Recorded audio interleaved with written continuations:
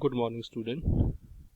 Under the part of the statics or economics, today we have a second chapter about the collection of data.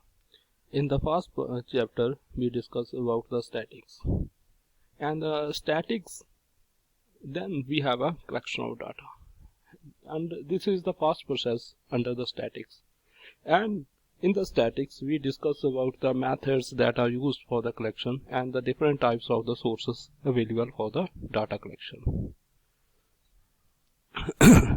So, in this chapter, we discuss about the sources of data and methods that are currently used for the data collection. First, we have what is data collection. Look at the statement. Statement tells us that the food grains about the quantity. In the 1978-79, the food grains has rise to 132 million tons. That was in 1970 or 71 it was 108 million ton.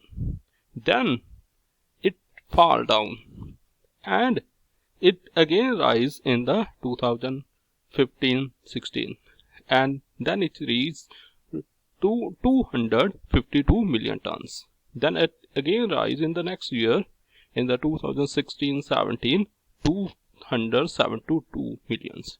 This is the rough statement. As you can't understand what was happening, but we can represent it by using the data collection. Just look at the table. Table is also a source of data collection. It clears that what was increased in the next year, what was in the previous year. It is clear from it. But from the rough statements, you can't have anything clear. But in the table, it is easy to understand. It is easy to look. Like in the 1970-71, it was 108 million tons. In 78 or 79, it was 132. And the last, in the 2016-17, it was 272 million tons. It was clear what was rise, what was fall. So we can use the data collections under the statics. Now, what are the sources of data? Data is two types, primary data and secondary data. I am going to give you the two examples. And I ask you to collect the data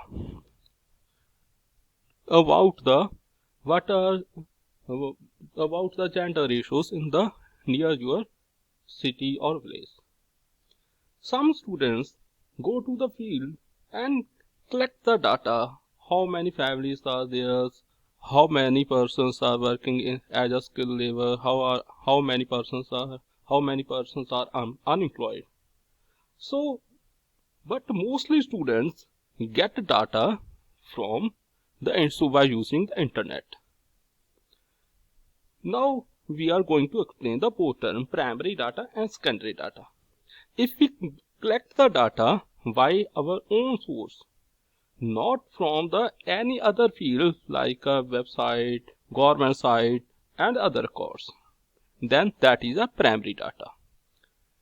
And it is the first time we are going to use and we are going to collect it. It is collected by the person who wants to investigate, who wants to collect the data.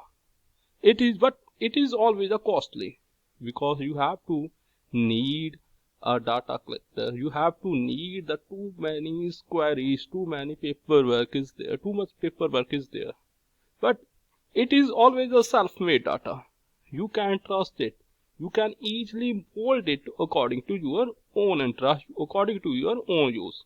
On the other side, the secondary data. I said that some students collect the data from other sources, like the website, government record.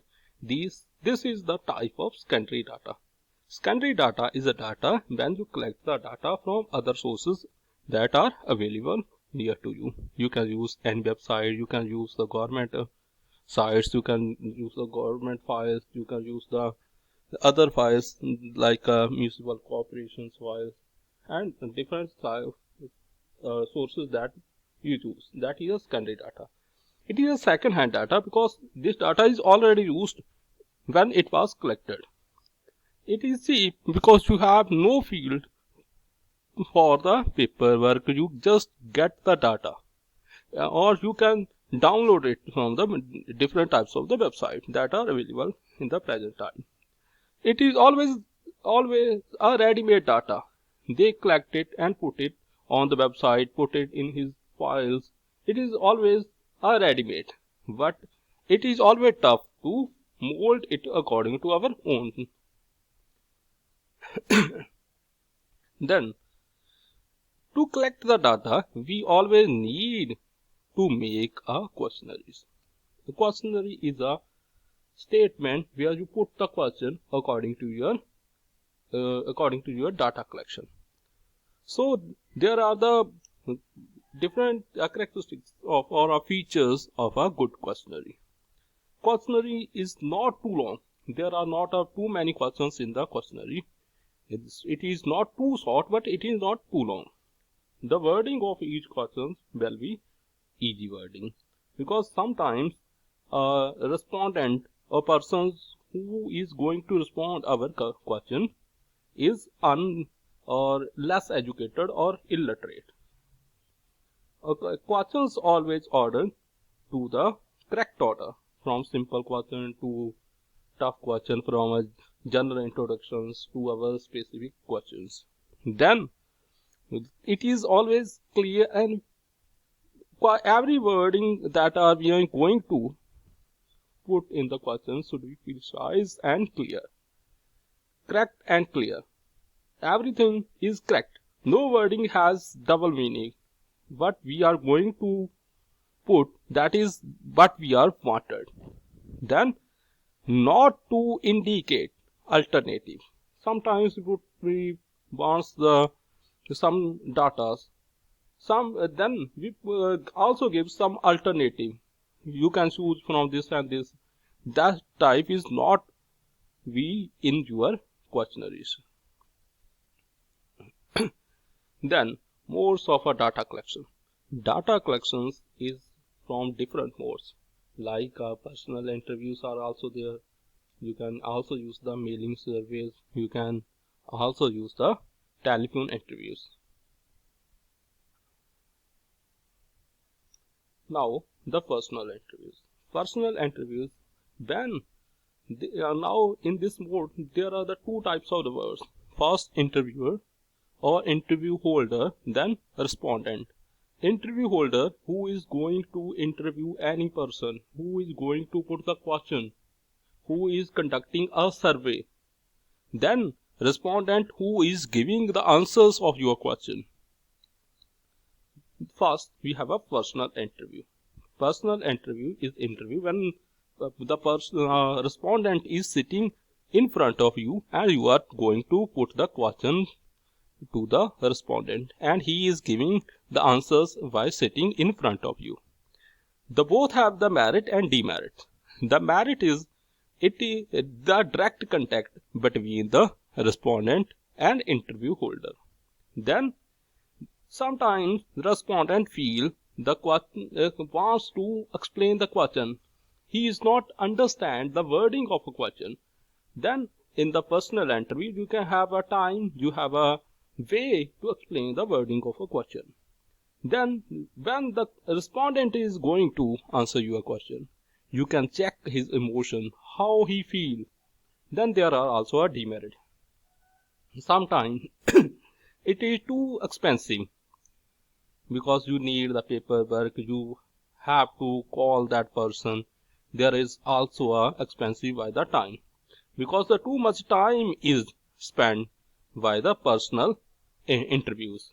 Then you have, it is need a skilled person or a trained interview holder who is going to hold the whole interview, because untrained persons sometimes put the questions that are not according to the serial order, that are not according to the correct orders.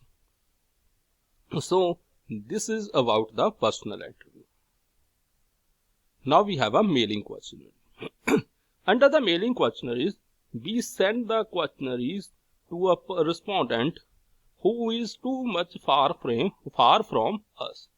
We sent it by using the post, we sent it by using the internet, we sent it by the mailing and other purpose, by other sources of internet. Now the merit is, it is less expensive. You need nothing type of paperwork. You can just send it by the mail. You just send it by the post. Then access to the remote areas. Sometimes areas that are not easily reachable. You can send it by the mail. Like you are wanted to get the interview. You want to get the service from outside of a country. So you can just mail them and they answer you from mail. It is access to the other areas, because for example you want to send the you want to conduct the service of Arunachal Pradesh or Guwahati, Goa and other areas, and it is not easy to reach there, and by mailing you can easily conduct the survey. Then time to respond. In the personal interviews, the respondent have to answer your questions immediately. But in this method, he or she have a time to respond, have the time to understand the question. So that under this mailing questionnaires, the respondent have the time. Then there is also a demerits of it. Sometimes the respondent is not understand your wording, not understand your question, what you want to ask. So then it is always a misunderstanding. She always skip that question. Then less respond. Sometimes the respondent not feel his duty to answer, to reply that questionnaire. So there are the less chances to respond. No emotional fact. You can't check the emotions of the respondent while answering your question. So this is the mailing questionnaire. It has both merit and demerit. Now the last. Telephone interview. Telephone interview is when you can call by using the telephone and ask that person to about the answering your questions. It has also merit and demerit. It is less expensive because you just have to call that person and she will answers your question. It is also less time consuming because it is only within the 4 to 5 minutes. Assist the respondent. Sometimes the respondent not understand your wording of a questionnaire. That is the demerit of a mailing questionnaires. Then you can understand, you can just explain the wording of the question. It also has a demerit. It is limited in use because sometimes respondents are not ready to for your telephone interviews. Sometimes he is busy in the other works, because in the present time we have a less time. We didn't want to conduct our telephone interviews. So no emotional fact also include in this telephone interviews mode. So you can't check the emotions or attitude, the gestures of a person while she replying your question. It is also a limited use because in some areas or some remote areas the persons didn't have a phone, didn't have a networking in that areas, so it is limited in use. So these are the 3 modes that are under the use of the collecting the data. Now we again check it. In the first page we take the examples of a data collection, that how we can simplify the data by using the tools of data collection. Then we use the sources of data, it is primary and secondary. Then we take the good questionnaires features. Then we take the mode of it. It is personal, it is telephone, it is through